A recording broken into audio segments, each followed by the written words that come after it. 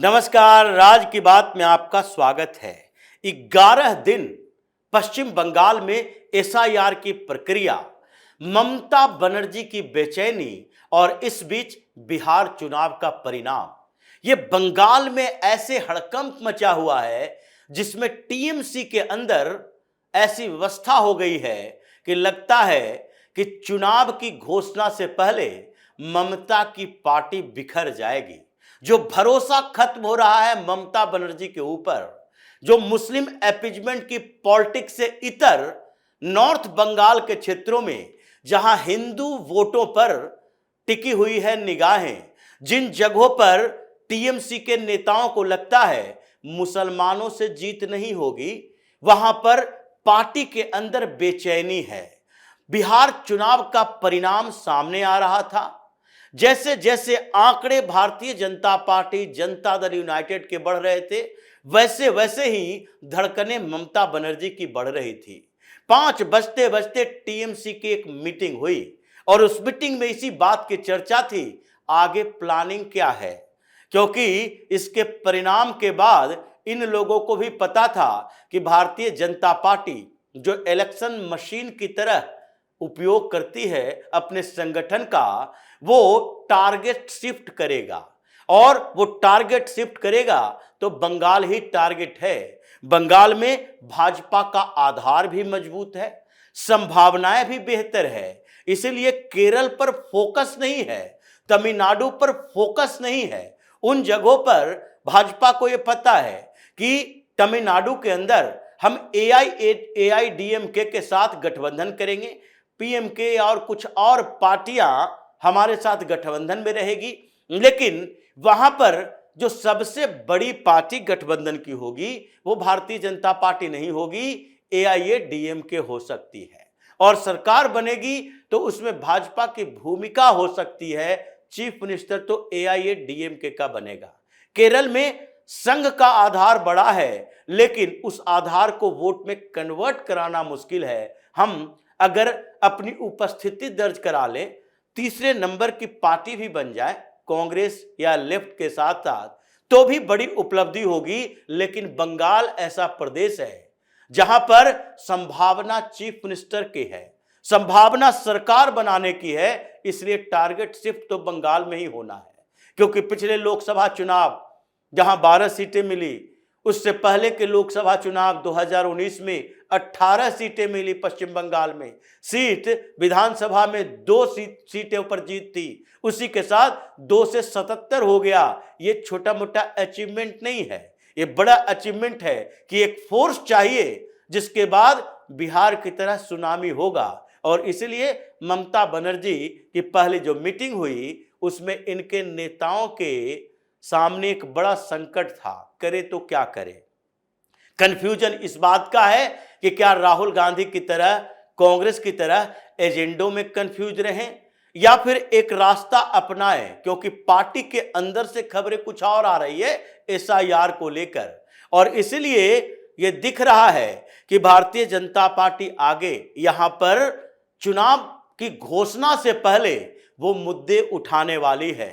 और हुआ भी ये, मीटिंग में हंगामा चला।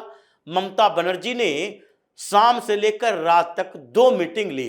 पहली मीटिंग बिहार परिणाम जब आ रहा था उस समय कंफ्यूजन वही, और इनको लग रहा था एसआईआर की प्रक्रिया को रोकने के लिए क्या उपाय किया जाए, क्योंकि यह बात चली कि एसआईआर से बिहार का चुनाव प्रभावित हुआ, वोट परसेंटेज बढ़े और साथ ही ये फर्जी वोटर साफ हुए। ये 67 लाख जो बंगाल में जाकर 2 करोड़ का आंकड़ा पार करेगा। बिहार में रिपीटेड वोटर ज्यादा है, बिहार में जो वोटर शिफ्ट कर गए हैं उसकी संख्या भी है, यानी एब्सेंट वोटर जो बिहार से बाहर गए वहां भी वोटर लिस्ट में नाम डलवाया। बिहार में उन फर्जी वोटर की बात की जा रही थी जिनकी मौत हो चुकी है लेकिन वोटर लिस्ट से नाम हटा नहीं है। घुसपैठियों की बात नहीं, घुसपैठियों की संख्या कम, 2-3 जिलों में ज्यादा और वहां कटा। किशनगंज में कांग्रेस भी 1 ही सीट जीत पाई, ओवैसी भी 5 सीट जीत पाए सीमांचल के क्षेत्रों में। लेकिन फिर भी स्थितियां क्या रही, स्थितियां देखिए, कि वहां किशनगंज जैसे जगह पर वहां पर मुसलमान 70% के आसपास है। घुसपैठिया तो छोड़ दीजिए, दूसरे मामलों में रिपीटेड वोटर, मरने वालों का वोटर लिस्ट में नाम, फिर भी लगभग 3,02,76,000 से ज्यादा नाम काटे जा चुके। और फाइनल वोटर लिस्ट में आया कि सबसे ज्यादा जो नाम काटे गए हैं वो किशनगंज में हैं, क्योंकि वहां ज्यादा फर्जीवाड़ा चल रहा था, वहां भी इन लोगों की परेशानियां बढ़ी। लेकिन फिर भी बंगाल में तो ये बड़ा मुद्दा होगा, और ये केवल एसआईआर से नाम नहीं काटे जाएंगे, बल्कि एक मुद्दा और गंभीर होगा। एसआईआर को लेकर सरकार अभी तक, या भारतीय जनता पार्टी अभी तक पश्चिम बंगाल में घुसपैठिया का मुद्दा चला रही थी, असम में भी ये मुद्दा है, लेकिन फिर भी इंपैक्ट क्रिएट कम हो रहा था, क्योंकि सामने से कोई ऐसा फोर्स नहीं दिख रहा था जिसकी वजह से जो एक्शन प्लान होता है, जिसके कारण इन घुसपैठियों को पनिश किया जा सके। लेकिन अभी तो चल रहा है एसआईआर, सरकार बता सकती है एसआईआर से क्या होगा, घुसपैठिए को कैसे हम खदेड़ कर बाहर करेंगे। उसके बाद ये जो इमिग्रेशन ब्यूरो गृह मंत्रालय की तरफ से, उससे भी सरकार कह सकती है कि देखो कैसे अभी 15 दिन के अंदर 3,518 घुसपैठियों को हम बाहर कर रहे हैं।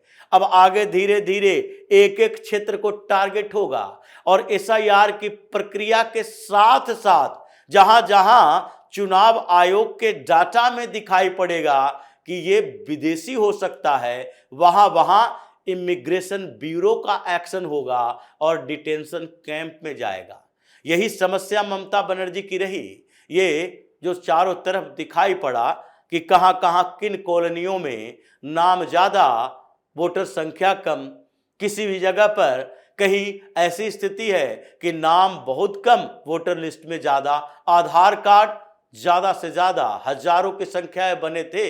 ये एक्स्ट्रा, जैसे बिहार में कुछ वोटर कार्ड और कुछ आधार कार्ड सामने आए, बंगाल में कह दिया गया है ये फर्जी दस्तावेज नहीं चलेंगे, ये नए फ्रेश बेहतर और पुख्ता दस्तावेज लाओ, सही सटीक होनी चाहिए। तो इसलिए ममता बनर्जी की परेशानी बढ़ी, और फिर जैसे ही प्रधानमंत्री मोदी ने अपना भाषण दिया दिल्ली से, और बिहार चुनाव की चर्चा करते करते सीधे बंगाल पहुंचे, ममता बनर्जी के खेमे में बेचैनी बढ़ गई, क्योंकि प्रधानमंत्री मोदी ने सीधे कहा बिहार का चुनाव परिणाम आ गया, बिहार के लोगों को इसके लिए अभिनंदन, धन्यवाद।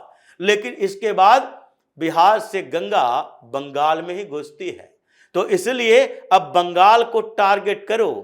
बंगाल में हमारा इससे भी भयानक स्थिति है, बड़ा जंगल राज है, और वहां ये मुद्दा केवल बिहार की तरह नहीं, बल्कि वहां पर एक बड़ा मुद्दा है घुसपैठियों का, बांग्लादेशियों का, रोहिंग्या का, मुसलमानों का, मुर्शिदाबाद जैसे जगह का, जहां मुस्लिम इलाकों में हिंदू बहु बेटियों को प्रताड़ित की जाती है। ये समझिए कितना बड़ा विस्फोट होने वाला है। ये मुर्शिदाबाद जलेगा, और फिर उसके आग की लपट में टीएमसी जलेगी, कोलकाता से लेकर जलपाईगुड़ी तक। ये पूरा नॉर्थ बंगाल में भारतीय जनता पार्टी पूरी तरह से टीएमसी को साफ करने वाली है। ममता बनर्जी पिछला विधानसभा चुनाव जीती थी, लेकिन अपनी सीट हार गई थी। अगर इतने बड़े मैंडेट नहीं मिला होता, पार्टी में विस्फोट होती। फिर से होने वाला है।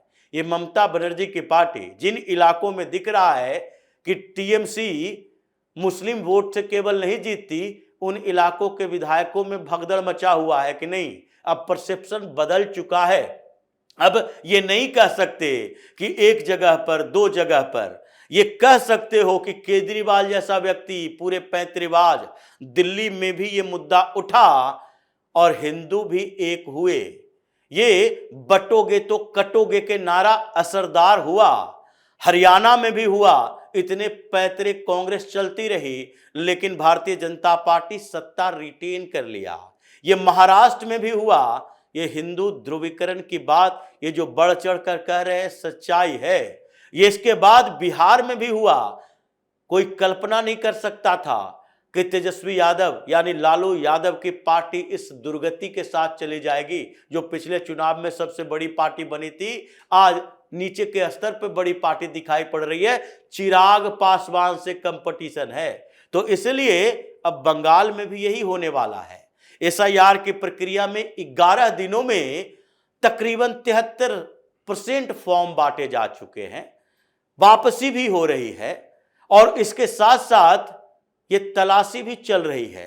नए नए कॉलोनी दिखाई पड़ रहे हैं। गुलशन कॉलोनी का मामला सामने आया है। 2 लाख लोग और फिर 3,500 वोटर, ये कहां से आते हैं? एक परिवार में 4 वोटर भी होगा तो 3,500 वोटर का मतलब है कि कम से कम वहां पर जो बच्चे बूढ़े की संख्या भी होगी तो बहुत होगा, तो 5,000 10,000 हो सकता है। जनसंख्या 2 लाख और वोटर 3,500। इसका मतलब है कि ये सारे लोग घुसपैठिए है, कॉलोनी बना कर रह रहा है और इनका जब वेरिफिकेशन होगा तो इसको बाहर भी किया जाएगा। तो इसलिए मुद्दा गंभीर है।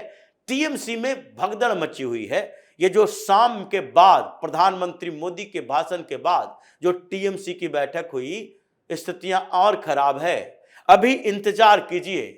टीएमसी के कम से कम 28 ऐसे नेता हैं जो कि भारतीय जनता पार्टी की तरफ देख रहे हैं।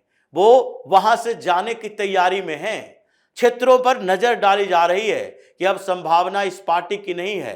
नहीं तो तेजस्वी यादव की तरह, बिहार के नेताओं की तरह कांग्रेस और राजद को पकड़े रहोगे, राजनीतिक भविष्य चौपट हो जाएगी। इसलिए ममता बनर्जी परेशान है और स्थितियां ऐसी हो गई कि एसआईआर से मौलाना गैंग खदेड़ा जा रहा है और टीएमसी के नेता भाग रहे हैं। जो परिस्थितियां बनी है, ममता बनर्जी के हाथों से बंगाल फिसल चुका है।